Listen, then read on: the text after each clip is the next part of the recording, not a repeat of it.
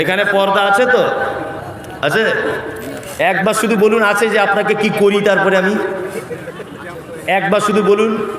এটা জলসা হয়েছে আজকে, কমিটির লোককে যে আল্লাহ খুঁজছে, মানে ফেরেশতারা নাম লিখে রেখেছে আর খুব খোঁজা খুঁজছে, কেন ভিড়ে হয়তো পাচ্ছে না, খুঁজে যদি পায় কি যে করবে। রাস্তাতে আমি দেখে এলাম তো, ওই 1 কিলোমিটার দূরে আমি গাড়ি রেখে এসেছে, গাড়িটা ঢোকানোর কোনো ব্যবস্থা নেই, আর আমার এইটুকু আসতেই 9:30 বেজে গেল।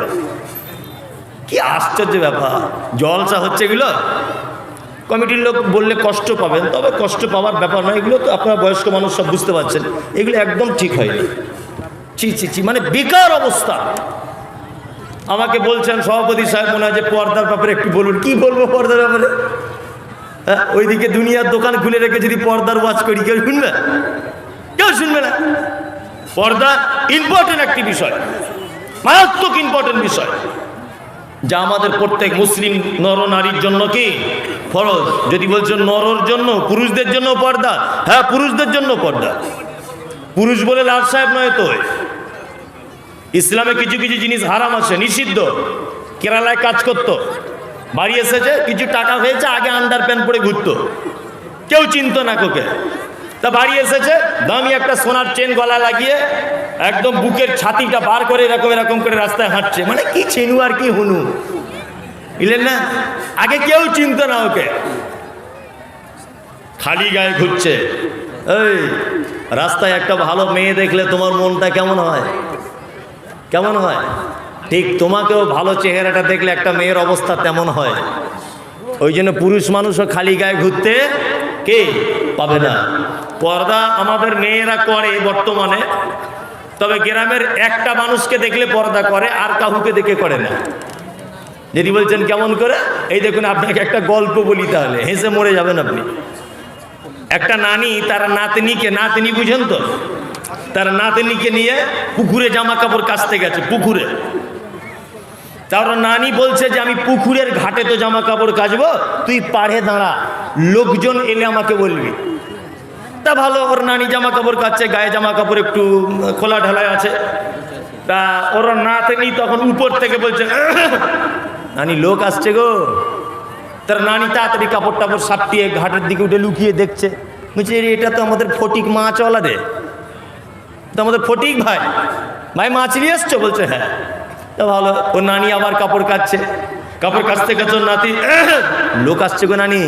তোর নানি আবার মুখটা তুলে বলছে, ঘোড়ার ডিম বারবার আজে বাজে, এ তো সবজিওয়ালা রে, আনারুল ভাই এসছে। বুঝছি তাই? বলছে হ্যাঁ।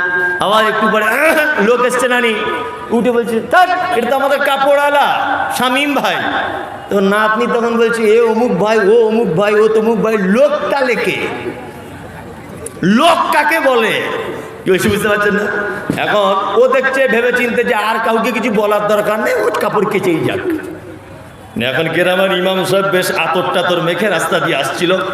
এখন ওর নানির পিঠের কাপড় টাপড় কিছু নেই, জামা কাপড় কাচ্ছে তো। এখন ওর নাতিন ভেবেছে এও লোক নয়, এও তো আমাদের মসজিদের ইমাম, বুঝলেন না? এখন ইমাম সাহেব ওর নানিকে দেখে বড় লজ্জায় পড়েছে।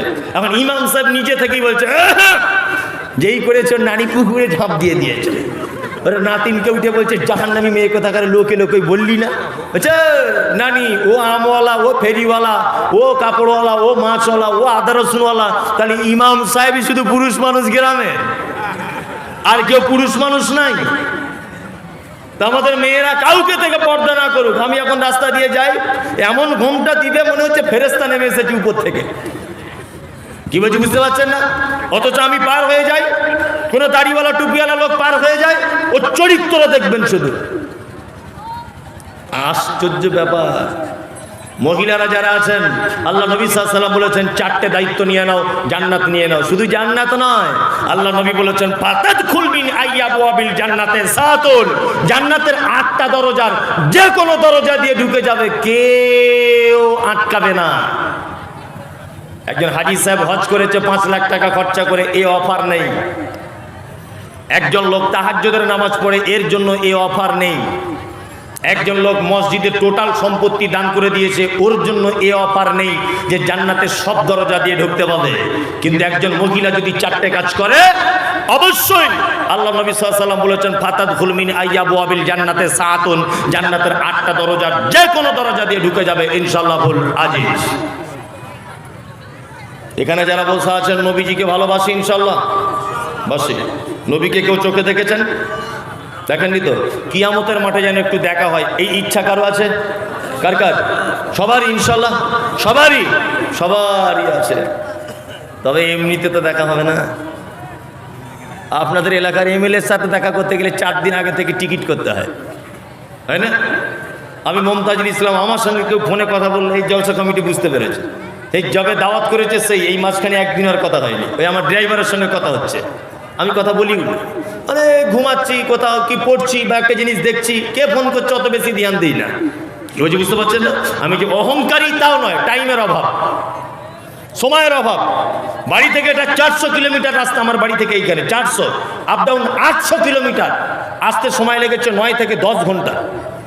9 ঘন্টা শুধু গাড়িতে বসে আছে, আর ফোনে কথা বলতে ভালো লাগবে? তা আমার মতো একজন 3 নম্বর কোয়ালিটির বদমাইশ লোক যদি ফোনে কথা বলতে 2-3 দিন টাইম লাগে, বিশ্ব বরেণ্য নেতা মোহাম্মদ সাল্লাল্লাহু আলাইহি ওয়াসাল্লামের সঙ্গে দেখা করবেন এমনিতে? এমনি? চলুন এইখানে যারা বসে আছেন সর্বপ্রথম কার সঙ্গে দেখা হবে, সহিহ বুখারীর একটা হাদিস আপনাদের সামনে পেশ করা যাক। হাদিস বর্ণনা করেছেন, নাম হলো তার আয়েশা, বাপের নাম হলো আবু বকর, মায়ের নাম হচ্ছে উম্মে হানি। হাদিসের পরিভাষাতে বলা হয় মুহাদ্দিসা। আল্লাহর নবী যত মেয়েকে বিবাহ করেছেন, একটা কুমারী মেয়েকে বিবাহ করেছেন, তার নাম হলো আয়েশা। আয়েশা হাদিস বর্ণনা করেছেন। হাদিস বর্ণনাকারিনী আয়েশা কোন বিবি নবীজিকে করিলেন জিজ্ঞাসা, ও গো নবী তব সাথে দেখা হবে কার? নবী বলে দুনিয়াতে হাত লম্বা যার। মা আয়েশা বলে এ কথা যখন শুনিলাম কানেতে, কাঠখণ্ড লয়ে হাত লাগিলাম মাপিতে, দেখিলাম বিবি সাউদার হাত লম্বা বলি, আমারও মুখেতে ওগো পড়ে গেল কালি। হাত লম্বার অর্থ পরে পারিলাম বুঝিতে, দান ধন যারা করে এই দুনিয়াতে। তারে পরে জয়নাবে সে নবীজিকে কয়, কেন জয়নাব আল্লাহ রাস্তা বেশি করে ক্ষয়? এ গ্রামের মানুষ শুনুন হাদিসটি বুখারীর। জয়নাবে আনন্দ আর আয়েশার মুখ ভারী।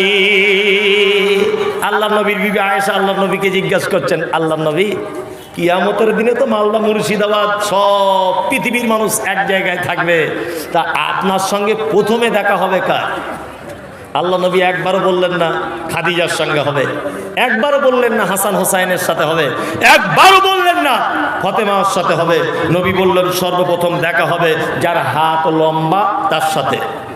আয়েশা বাচ্চা মেয়ে ব্যাপারটা বুঝতে পারলেন না, একটা কাঠের লাঠি নিয়ে আল্লাহ নবীর অন্যান্য বিবিদের হাতগুলো মাপতে শুরু করে দিলেন।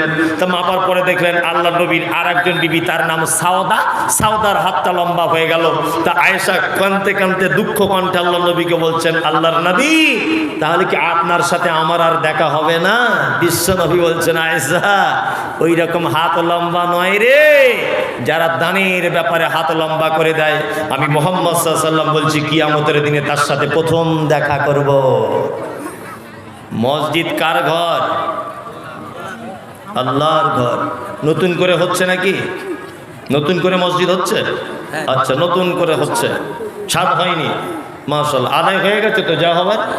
হ্যাঁ, আচ্ছা আচ্ছা, আমি বেশি টাকা পয়সা চাইবো না, হ্যাঁ আদায় করবো না। আমি কিছু শেষবারে বলে দিই, সব বক্তাদের একটা দায়িত্ব থাকে আদায়ের জলসা হলে, সেই দায়িত্বটা আমি পালন করছি। আচ্ছা, এটা আপনারা জানেন যে 3 জন লোকের দোয়া কবুল হয়, জানেন তো? 3 জন, তার মধ্যে একটা মুসাফির। তবে আল্লাহ নবী সাল্লাল্লাহু আলাইহি ওয়াসাল্লাম এই কথা বলেননি যে মুসাফির বক্তা হবে, না মুসাফির চোর হবে, না মুসাফির গরুর ব্যবসায়িক হবে, না মুসাফির রাজমিস্ত্রি হবে। এটা আল্লাহ নবী বলেননি। বলেছেন? তিনি শুধু বলেছেন মুসাফিরের দোয়া কবুল হয়। আমি 400 কিলোমিটার রাস্তা অতিক্রম করে উত্তর 24 পরগনার দত্তপুকুর থেকে এখানে এসেছি, বারাসাত থেকে। আমি মুসাফির। আপনার যদি অভিযোগ কিছু থাকে, আপনার যদি কিছু চাওয়া পাওয়া থাকে, অবশ্যই অন্ততপক্ষে 20 জন লোক 1000 করে টাকা অন্ততপক্ষে আমার হাতে দেন। আমি আপনার জন্য অন্তরের স্থল থেকে দোয়া করে দিই। আমি পাপী না আমি আল্লাহওয়ালা? আল্লাহ নবী এটা বলেননি, তিনি বলেছেন মুসাফির। মুসাফিরের দোয়া কবুল হয়। আর এই দানটা করবেন আপনি আপনার আব্বা মায়ের জন্য। কার জন্য? আব্বা মায়ের জন্য অন্তত পক্ষে 10-20টা লোক হন। মা কত বড় পাপ! আপনি একটা জিনিস দিয়ে বোঝানোর চেষ্টা করছি। আমাদের নবী মোহাম্মদ সাল্লাল্লাহু আলাইহি ওয়াসাল্লাম মিরাজে রাত্রিতে মিরাজে গিয়েছিলেন জানেন। রাস্তাতে অনেক ঘটনা, তার মধ্যে একটা ঘটনা হলো এই, আল্লাহ নবী সাল্লাল্লাহু আলাইহি ওয়াসাল্লাম দেখলেন যে একটা লোককে রক্তের নদীতে ফেলে দেওয়া হয়েছে। এই রক্তের নদীর পানিটা টকবক টকবক টকবক করে যেন ফুটছে, আর ওই লোকটাকে নদীতে ফেলে দেওয়া হয়েছে। বিশ্বনবী বলছেন, ওই লোকটার দৃশ্য দেখতে পেলাম, লোকটা যেন বারবার নদী থেকে উঠে যেন নদীর পাড়ের দিকে আসার যেন চেষ্টা করছে। আমি জিবরিলকে বললাম, জিবরিল এই লোকটাকে, যে লোকটার এই অবস্থা, আর ফেরেশতাদেরকে দেখলাম তাদের হাতে রয়েছে বড় বড় পাথর, ওই পাথর দিয়ে লোকটার মাথাতে আঘাত করে দেওয়া হচ্ছে, লোকটার মাথাটা বারবার যেন ফেটে চৌচির করে দেওয়া হচ্ছে, আবার একটু পরেই যেন তার মাথাটা ভালো হয়ে যাচ্ছে। বন্ধুরা আমার, জিবরিল আমিন বলছেন, ও দয়ার নবী গো, এটা আর কেউ নয়, এটা আপনার উম্মতের ওই লোকটা, যে লোকটা সুদের টাকা খেত। সুদের টাকা যে লোকটা খেত, এই লোকটার এই আযাব হচ্ছে।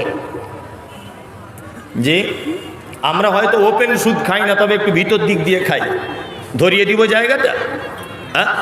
যাদের ব্যাংকে টাকা আছে 1-2 লাখ টাকা, আচ্ছা বলুন তো, ব্যাংক আপনাকে সুদ দেয় কি দেয় না? 10টা লোক অন্তত বলুন যে বছরে একবার ব্যাংক আমাকে যে সুদ দেয় সেই টাকাটা আলাদা করে দিই। একটা লোক বলুন তো যে আমি করি। কই? একটা লোক বলুন যে মনির সাহেব আমি ব্যাংকের যে টাকা সুদ হয় ওই টাকাটা হিসাব করে আলাদা করে রাখি। একটা লোক বলুন। জি, হয়তো ডাইরেক্ট লেনদেন করি না, তবে ভিতর দিক দিয়ে খাই। কথা উচিত বললাম না ভুল বললাম? একদমই।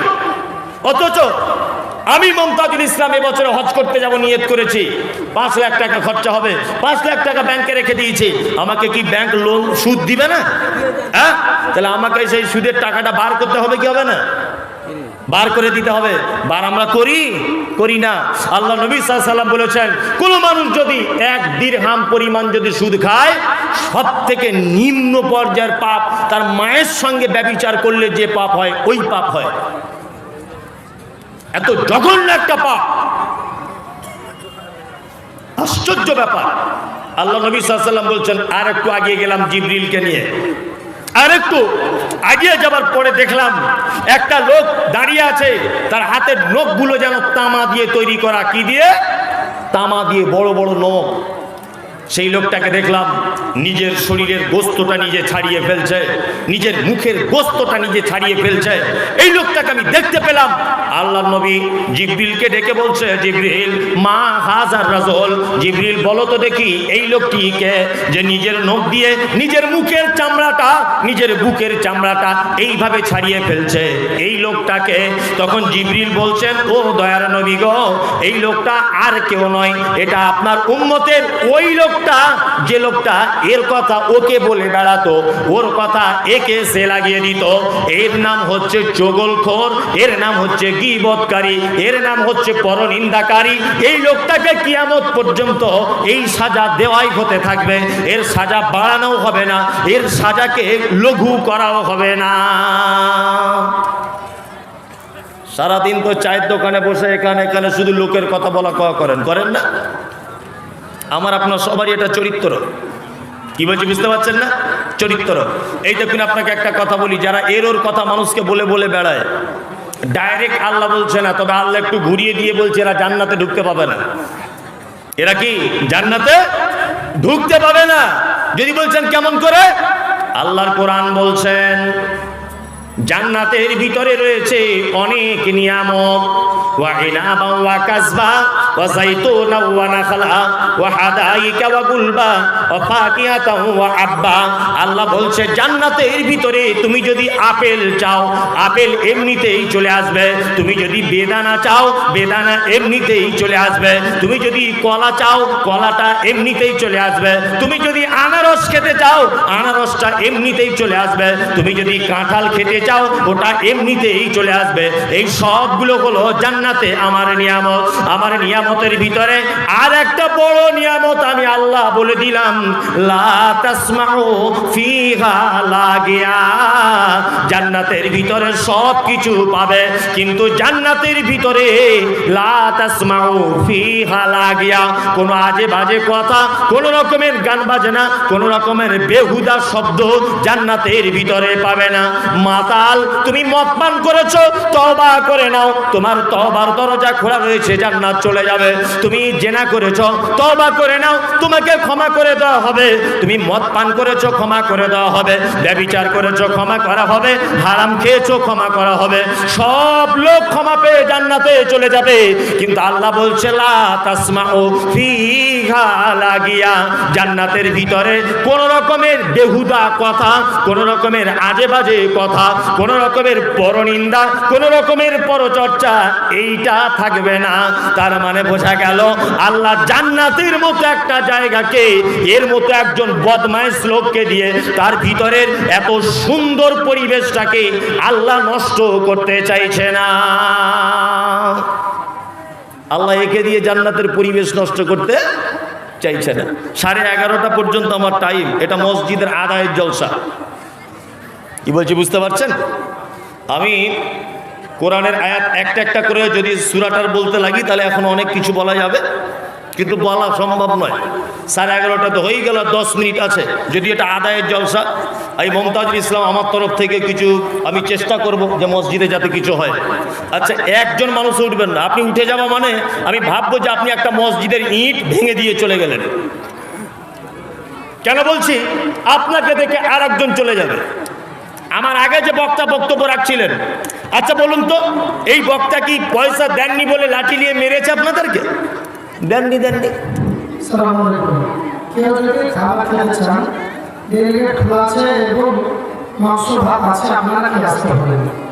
এক করে আপনারা খেয়ে আসতে পারেন। আসসালামু আলাইকুম।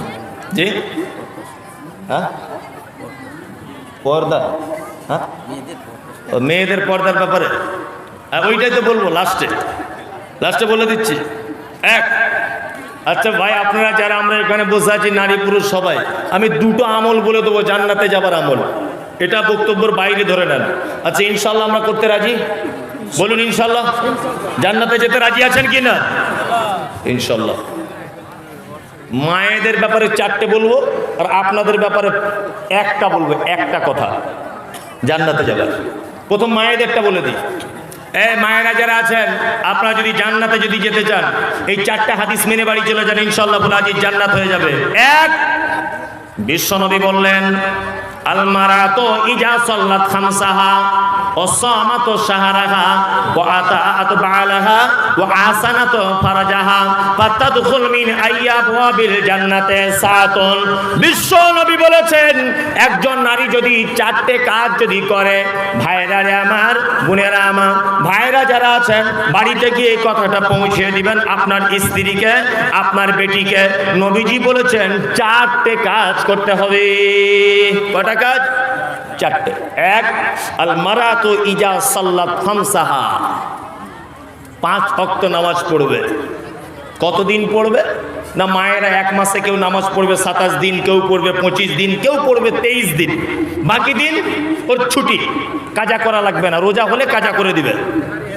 ওয়াসামাত শাহরাহা, আর 1 মাস রোজা রাখবে।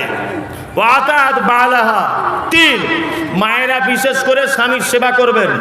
4, ও আহসানাত ফারজাহা, লজ্জাস্থানের হেফাজত করবেন, পর্দা